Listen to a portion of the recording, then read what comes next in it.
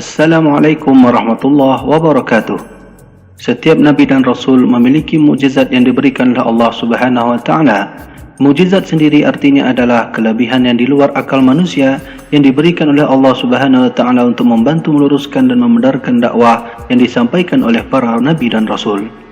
Mukjizat yang dimiliki oleh para Nabi dan Rasul tentunya beraneka ragam bentuk dan fungsinya. Ada Nabi yang diberikan mukjizat dapat menahan matahari. Ada Nabi yang diberikan mukjizat untuk menghidupkan orang mati, mukjizat dapat membelah laut, mukjizat dapat menguasai seluruh jin, mukjizat dapat berbicara dengan hewan dan lain-lainnya.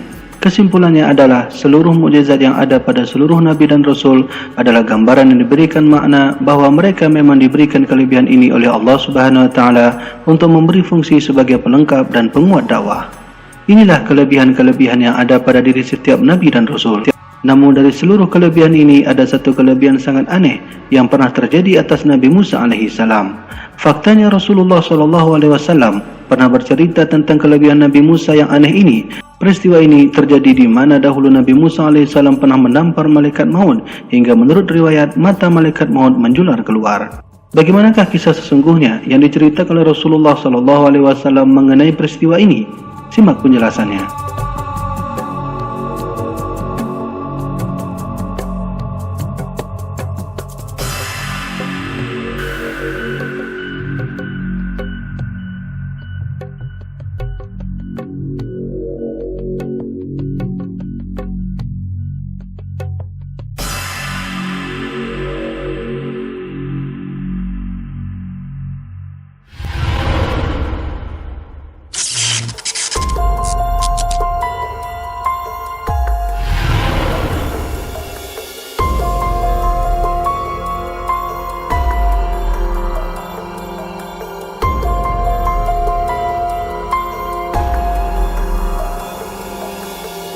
Terkait kejadian Nabi Musa memukul malaikat pencabut nyawa telah disampaikan oleh Rasulullah sendiri dalam hadisnya yang diriwayatkan oleh Imam Al-Bukhari dan Muslim dan juga oleh beberapa periwayat-periwayat hadis lainnya.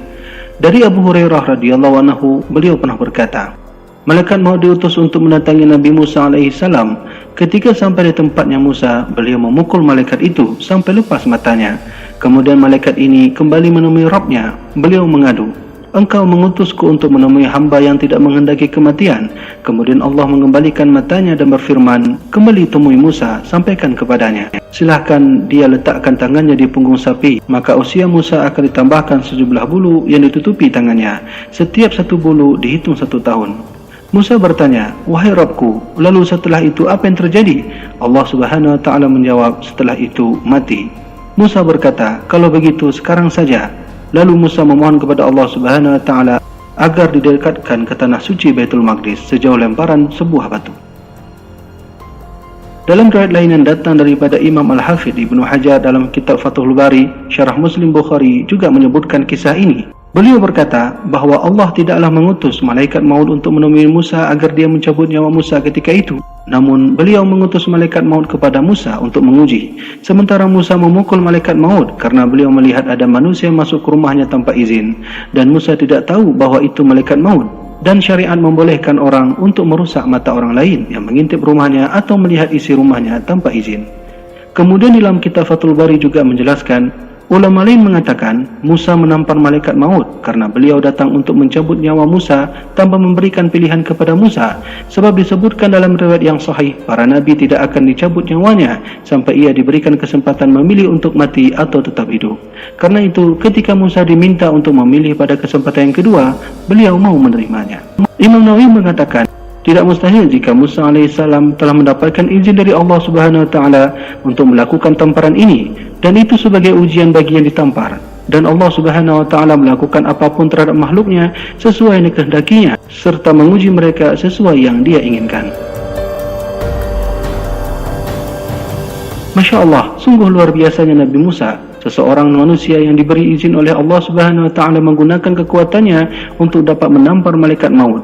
Melihat dari keterangan hadis dan beberapa pendapat ulama di atas saja sudah memberi satu bahagian iktibar bagi kita bahawa malaikat maut saja tidaklah berkutik jika Allah menghendaki Musa untuk menampar dirinya. Sungguh luar biasanya Allah Subhanahu wa Ta'ala, malaikat maut yang selama ini kita kenal sebagai malaikat pencabut nyawa dan malaikat paling tegas dalam mengembangkan tugasnya, ternyata dirinya pun tak berkutik dengan tamparan tangan Nabi Musa hingga menurut riwayat matanya copot karena Nabi Musa. Lalu bagaimanakah kita sebenarnya? Apa yang antum fikirkan tentang ini? Semoga kisah dan penjelasan singkat ini bermanfaat. Wallahu a'lam bishawab. Wassalamualaikum warahmatullahi wabarakatuh.